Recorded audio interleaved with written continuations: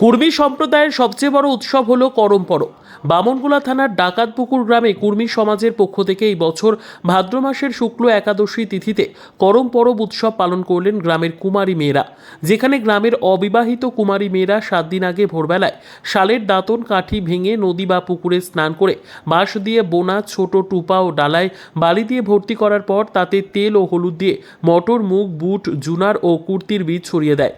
প্রত্যেকের যাওয়া চিহ্নিত করার জন্য কাশকাঠি পুঁতে দেওয়া হয়। একে যাওয়া পাতা বলা হয়। যে ডালায় একাধিক বীজ পোতা হয় তাকে সাঙ্গী যাওয়া ডালা এবং যে ডালায় একটি বীজ পোতা হয় তাকে একাঙ্গী যাওয়া ডালা বলা হয়। যে সমস্ত কুমারী মেয়েরা এই কাজ করেন তাদের যাওয়ার মা বলা হয়।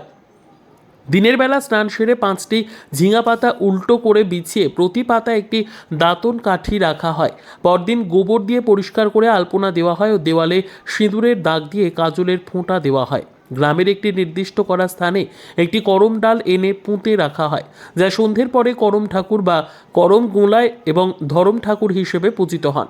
কুর্মী সম্প্রদায়ের সদস্য হরিপদ মাহাতো বলেন, কুমারী মেয়েরা সারাদিন উপোস করে সন্ধ্যের পরে থালায় ফুল ফল সহকারে নৈবেদ্য সাজিয়ে এই স্থানে গিয়ে পুজো করেন। এরপর সারা রাত ধরে নাচ গান চলে। পরদিন সকালে মেয়েরা যাওয়া থেকে অঙ্কুরিত বীজগুলিকে উপড়ে নিজেদের মধ্যে ভাগাভাগি করে নিয়ে বাড়িতে বিভিন্ন স্থানে সেগুলিকে ছড়িয়ে দেন। এরপর করম ডালটিকে জলে ভাসিয়ে দেওয়া হয়। কুর্মী আদিবাসী সম্প্রদায়ের সবথেকে বড় উৎসব হলো করম উৎসব। ভাদ্র মাসের শুক্ল পূর্ণিমা তিথিতে এই করম পরব হয়ে থাকে। বামনগোলা ব্লকের ডাকাতপুকুর গ্রামে আদিবাসী সম্প্রদায়ের মিলনে এই করম উৎসব পালিত হচ্ছে।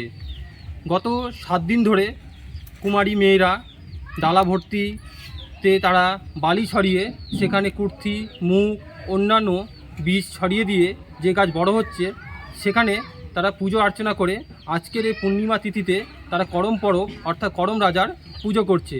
যেখানে তারা আজকের দিনে সারাদিন উপোস করে থেকে যাওয়া মাইকে তারা বরণ করে নিচ্ছে এবং পাশাপাশি তারা কর্মা ডাল নিয়ে এসে সন্ধ্যাবেলা তারা পূজিত করবে এবং যাওয়া মায়ের কাছে তারা প্রার্থনা করে যে যাতে ফসল ভাদ্র মাসে যে ফসল লাগানো হয়ে গেছে তারপরে যে ফসল উঠবে সেই ফসল যাতে প্রত্যেকের ঘরে ঘরে সুন্দরভাবে উঠে আসে তার জন্য তারা সকলের কাছে প্রার্থনা করে এবং উপবাস করার পরে আজকের দিনের পরে তারা প্রত্যেকে সে যাওয়ার পরবের যে সমস্ত গাছগুলো থাকে সেগুলো তারা সমস্ত নদীর জলে ভাসিয়ে দেয় এবং নিজেদের মধ্যে ভাগাভাগি করে নেয়।